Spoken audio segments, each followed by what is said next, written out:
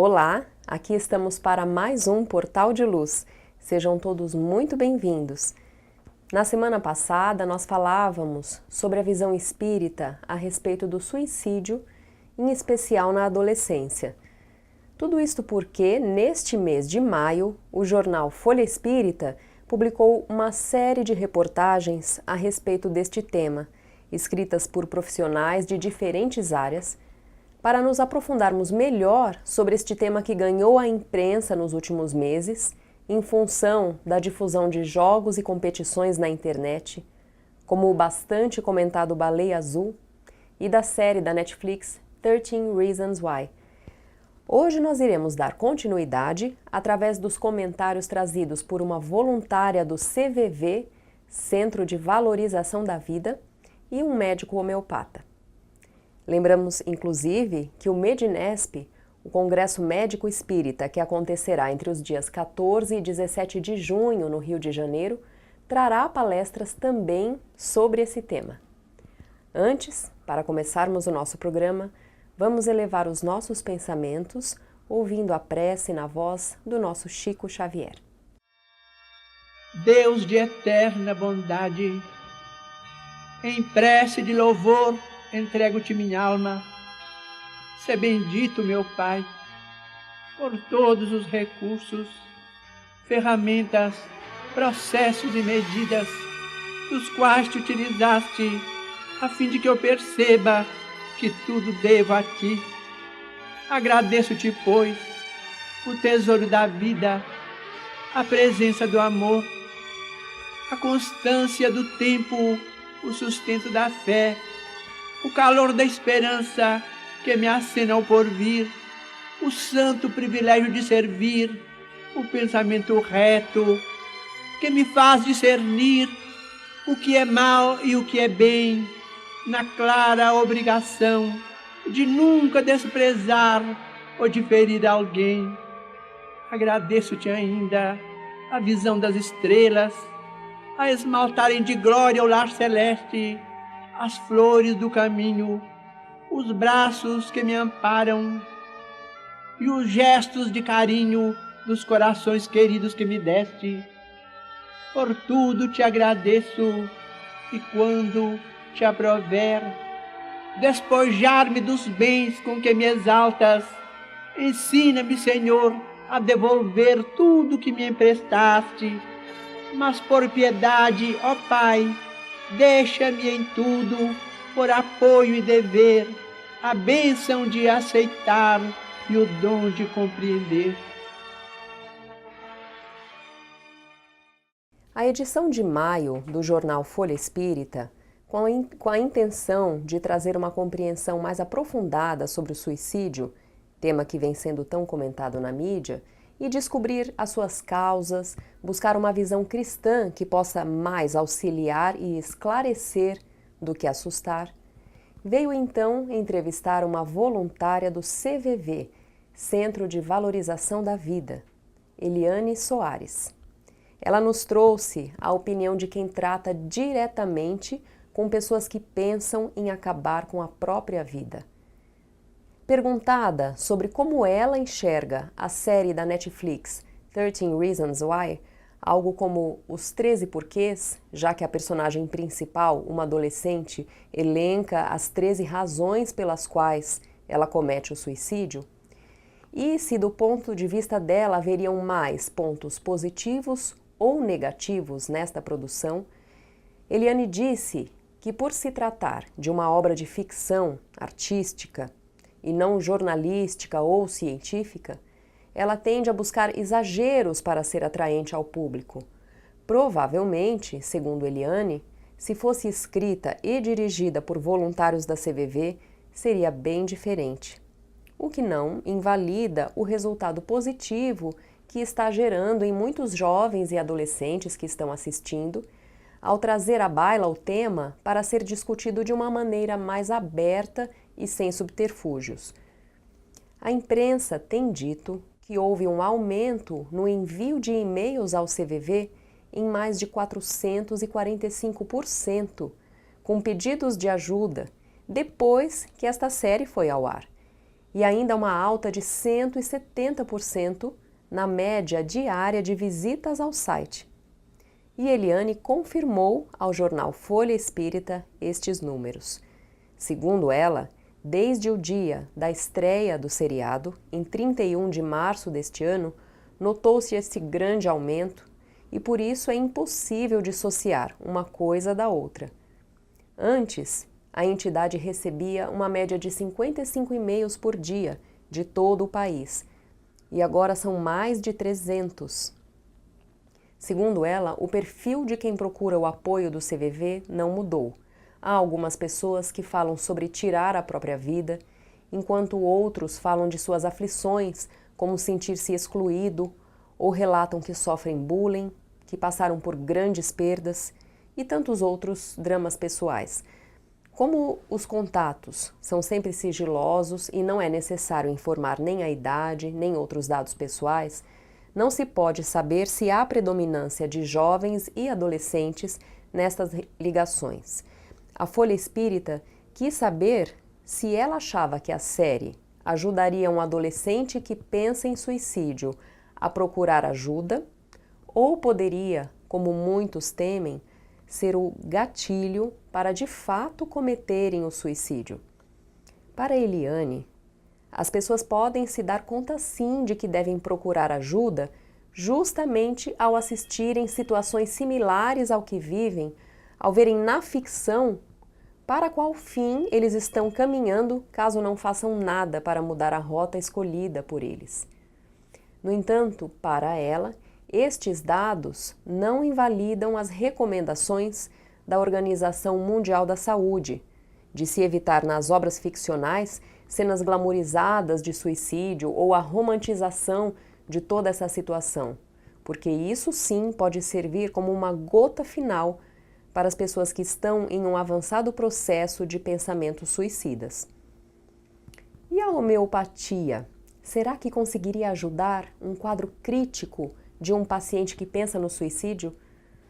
Trata-se de um recurso que amigos e parentes podem buscar para ajudar um familiar que se encontra em sofrimento? Pode ser utilizado como um tratamento preventivo ao suicídio?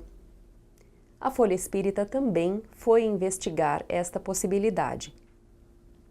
Por tratar dos pacientes nos aspectos físico, psicológico e emocional, a homeopatia pode sim ser eficiente.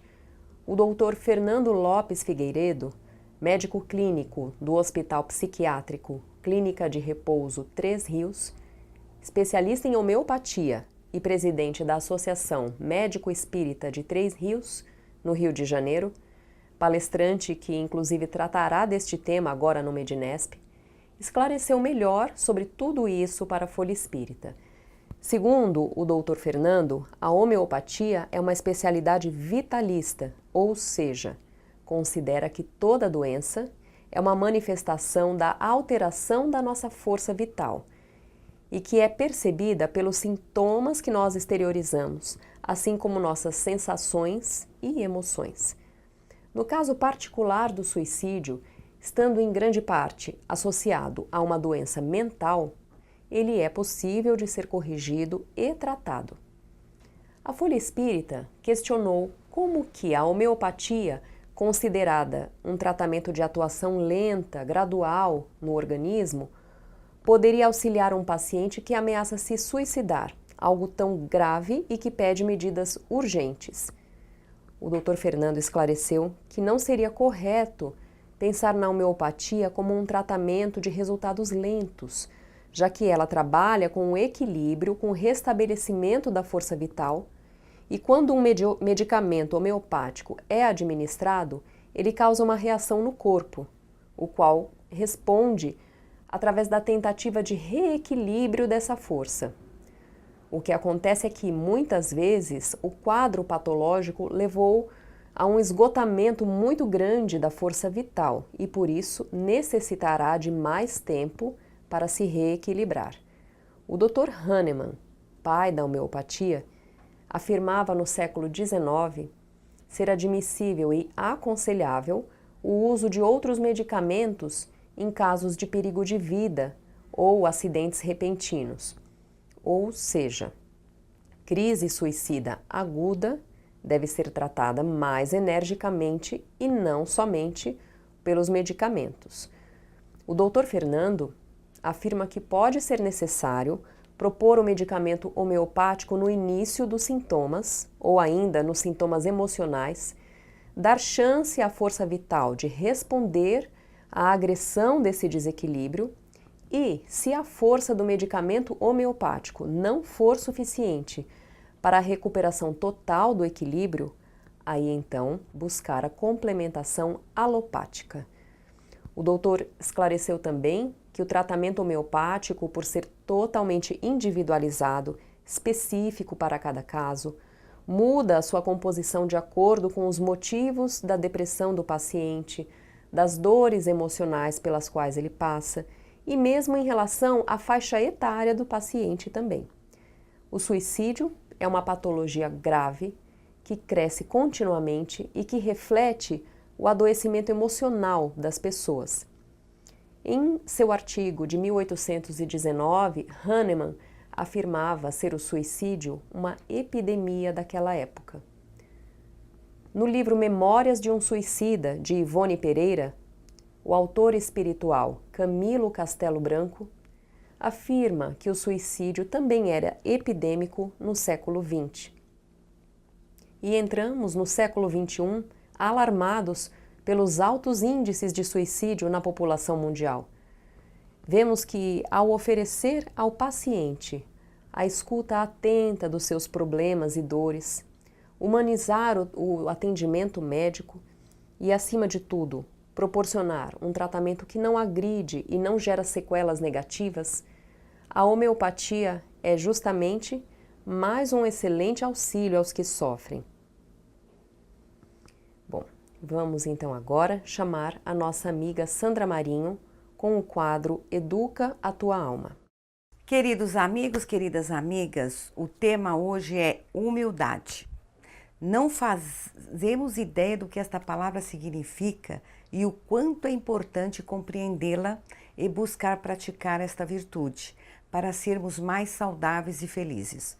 O ser humano, dotado de inteligência e dons que lhe permitem realizar tantas maravilhas no ramo da ciência e do conhecimento, capaz de resolver intrincados problemas de matemática, física, química, na área da medicina, entre outros, consegue se enclausurar dentro de si, incapaz de solucionar o mais íntimo de seus problemas, a ausência de humildade.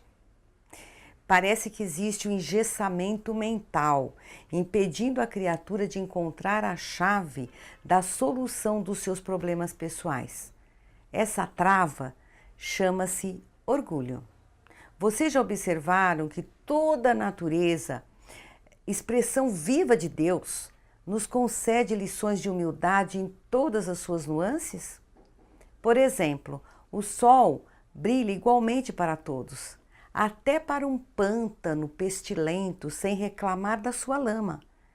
Filtrada na aspereza da rocha, a água se revela mais pura e em seguida, a uma grande tempestade, o campo verdejante reaparece, a fim de que o homem recomece a lida na terra. A falta de humildade tem sido motivo de tantas doenças e desequilíbrios psíquicos que assolam as criaturas nos dias de hoje. A chave deixada pelo Cristo para abrir esta trava mental está na humildade. Por mais que sejamos inteligentes, somente a humildade e a brandura de coração nos levarão a aceitar nossas fraquezas e limitações, a perceber uma força maior que nos conduzirá às respostas, além do permitido pelo nosso intelecto comum. Emmanuel nos escreve no livro Pensamento e Vida o seguinte: a falta de humildade converte a própria alma em cidadela de ilusão, dentro da qual se recusa ao contato com as realidades fundamentais da vida. A criatura crê que tudo possui, os títulos, a inteligência, a atenção de outras pessoas, a vida daqueles que amam e assim por diante. Nesse clima mental, a pessoa facilmente acolhe o desespero, a inveja, o ciúme, o desrespeito e a intemperança, que por sua vez geram a tensão psíquica, da qual desencadeiam prejuízos perigosos ao organismo, acarretando desequilíbrio no sistema nervoso e psíquico do indivíduo. O fato é que ser humilde não é fácil, né, gente? Estamos tateando nessa área. No entanto, eu tenho certeza que vale muito a pena ouvir o nosso eu verdadeiro, que é o nosso espírito, tal qual como fomos criados, sem as roupagens que vestimos para exercer os diversos papéis nessa existência. Perceberemos que não estamos aqui para competir, para sermos reconhecidos, apreciados, respeitados, segundo as normas, as regras humanas. A autenticidade e a boa vontade para conosco e para com os nossos semelhantes já é um caminho seguro para obtermos o equilíbrio que a humildade é capaz de nos trazer. Só para elucidar o que estou tentando transmitir para vocês, vou contar um fato que aconteceu a uma amiga minha há alguns anos. Essa amiga, que eu vou chamar de Maria aqui, estava vivenciando uma fase espetacular na sua carreira no setor público. Ocupava cargos de relevância no 3º escalão, conseguido pelos seus méritos e competência. Ocorre que quando outra equipe de governo assumiu após uma das eleições, Maria foi simplesmente destituída do seu cargo e orientada a buscar outra colocação fora da organização em que ela trabalhava. Maria se sentiu sem chão, pois estava empenhada na realização de projetos bem interessantes que trariam benefícios para a gestão pública e, em contrapartida, para a sociedade. Logo foi convidada para trabalhar em outro órgão da administração pública que estava em formação. Nesse novo local estava tudo por fazer. E Maria, que até então comandava uma equipe, tinha secretária, assistentes e todas as condições de trabalho, se viu sem nada disto, porque nem computador ela tinha no começo. Essa reviravolta doeu muito no ego de Maria. Mas hoje ela afirma convicta que a reviravolta foi a melhor coisa que lhe aconteceu na vida, pois ela teve oportunidade única de olhar para dentro de si e enxergar o seu verdadeiro eu, para o qual pouco importava o status, o título, o poder. Ela aprendeu o valor do servir e de renovar-se, pois passou a vivenciar com humildade cada oportunidade que teve após o que lhe aconteceu. Ela percebeu que a dor daquele momento era vazia, porque ela derivava somente do orgulho ferido, não era real aquela dor. Segundo Emmanuel, ao contrário do que muitos acreditam, humildade não é servidão. Acima de tudo, é independência, liberdade interior que nasce das profundezas do espírito, apoiando-lhe a permanente renovação. Estejamos com Jesus, um forte abraço e até o próximo encontro. A Creche Lar do Alvorecer é uma entidade assistencial mantida pelo Grupo Espírita Caibar Schutel. Localizada em Diadema, tem como propósito trabalhar pelo desenvolvimento de uma cultura de paz, através da educação e da assistência a crianças, jovens e adultos. São 250 crianças atendidas diariamente. Conheça nossas atividades e colabore conosco pelo ideal de um mundo melhor. www.lardoalvorecer.org.br. O jornal Folha Espírita, fundado em 18 de abril de 1974, se dedica à divulgação da doutrina espírita. Saiba mais sobre assuntos atuais com o enfoque do Espiritismo, além de entrevistas e artigos de diversos colunistas. Você pode escolher na versão digital ou impressa. Acesse e faça sua assinatura www.folhaespírita.com.br. Agora assistam o nosso amigo Maida com o Momento Doutrinário. Olá, amigas e amigos do Portal de Luz, sejam bem-vindos ao Momento Doutrinário. Hoje vamos juntos pensar sobre a lição do Espírito Irmão X, Humberto de Campos, psicografia de Chico Xavier, contida no livro Fé, a respeito da necessidade de se estar sempre na frente do bem. Conta-se que em certa ocasião, na casa dos apóstolos de Jesus, em Jerusalém, o trabalho de atendimento aos necessitados havia recrudescido. Simão Pedro era o alvo das solicitações e das aflições, petitórios e queixas. Quantos haviam escutado referências ao nome de Jesus e aos prodígios de amor que o Mestre realizara, vinham de longe e suplicavam e clamavam. Muitos traziam querelas, muitos carreavam perturbações. Não raro, irmãos em demanda familiar entravam em rixa ali mesmo, no recinto da fraternidade, trocando injúrias e pescoções. Viajantes em extremo desespero abordavam a generosa moradia implorando consolação. Muitas vezes, os rogos se degeneravam em gritaria e palavrão, frustrando a tranquilidade do santuário. De vez que assumia a direção do grupo, era Pedro quem mais socorria os infelizes, mas, por isso mesmo, era mais intensamente policiado pelos olhos da crítica, e as censuras contra ele desbordavam aqui e além. Por que consentia em receber tanta gente desorientada? Como se entregava a delinquentes quando se sabia responsável pela instituição? Com que razões articulava Pedro tantas gentilezas em favor de pessoas evidentemente desclassificadas? Por que se cercar de tantos tipos considerados malfeitores? Ante a onda de reprovações que se fazia sempre mais alta, Tiago, filho de Alfeu, o lidador do Evangelho mais vigorosamente agarrado aos textos antigos, procurou Simão Pedro e comunicou-lhe a decisão de se afastar.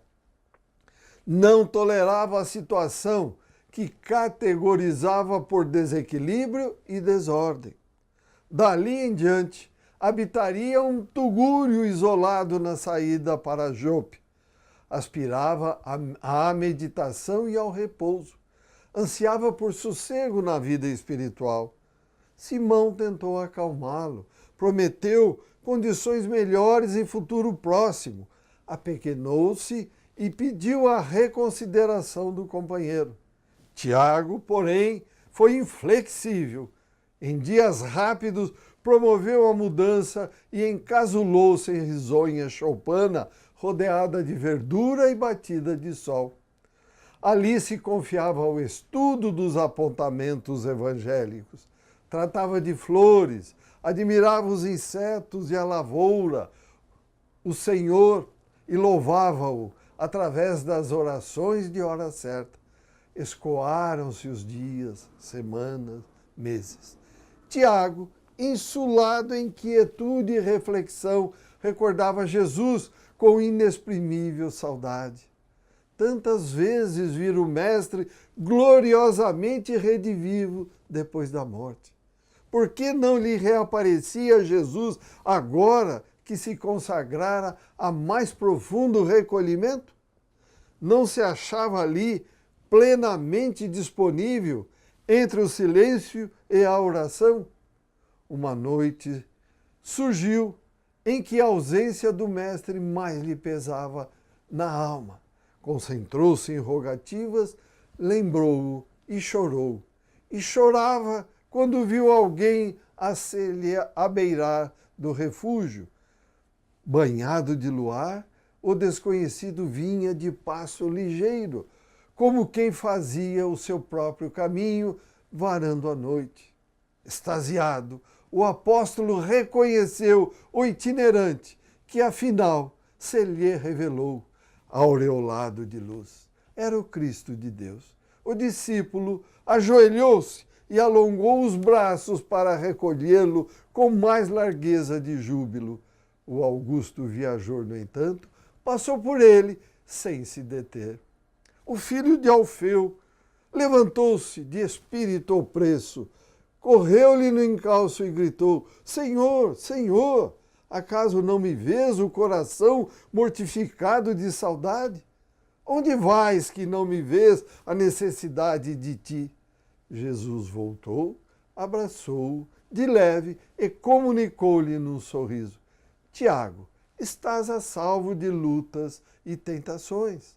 A virtude te abençoa no recanto de paz. Vou ao encontro de Pedro, a fim de aliviar-lhe o fardo de humilhações e de lágrimas no amparo aos nossos irmãos. Dito isto, o celeste benfeitor prosseguiu a viagem. Tiago, entretanto, naquela mesma noite, reuniu os pertences pobres num carro de mão e retornou ao pouso antigo. Bateu à porta, que se lhe abriu acolhedora, e abraçando Pedro, que lhe veio ao encontro, pôde apenas dizer: Eu estou aqui. Vamos refletir sobre isto? Obrigado pela companhia. Saúde e paz e até o próximo encontro. Vamos encerrando por aqui, lembrando a todos que daqui a pouco mais de um mês estaremos todos presentes no maior evento de medicina e espiritualidade do mundo, o Medinesp, entre os dias 14 a 17 de junho. O tema desta edição será Ciência, Saúde e Espiritualidade, construindo práticas e desenvolvendo saberes. O evento irá abordar inúmeros temas e pesquisas interessantes apresentadas por palestrantes que trabalham o aspecto espiritual do paciente na sua rotina médica. Acessando o site do evento www.medinesp2017.org.br, vocês ainda podem fazer as suas inscrições e reservas online, além de saber a lista completa dos palestrantes nacionais e internacionais, e também todos os temas que serão abordados. O evento acontecerá no Centro de Convenções Rio Centro, localizado no bairro do Jacarepaguá, na cidade do Rio de Janeiro, e estão todos convidados, sejam ou não profissionais da área de saúde. E mandem as suas sugestões para o nosso programa. O nosso e-mail é portaldeluz@folhaespirita.com.br. Estamos aguardando a sua mensagem. Obrigada pela sua companhia e tenham todos uma ótima semana.